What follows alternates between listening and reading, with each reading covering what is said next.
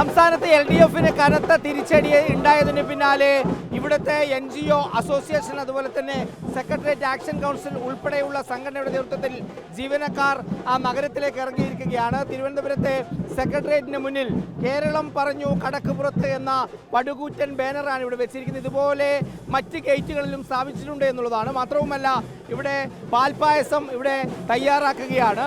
മാത്രമല്ല NGO association അടക്കമുള്ള കൂടുതൽ അസോസിയേഷൻ അടക്കമുള്ളവരുടെ നേതൃത്വത്തിൽ കൂടുതൽ പ്രവർത്തകർ ഇങ്ങോട്ടേക്ക് വരുന്നു എന്നുള്ളതാണ്. എങ്ങനെയാ കാണുന്നത് വിജയൻ? അയ്യോ പോയേ പിണറായി, അയ്യോ പോയേ പിണറായി.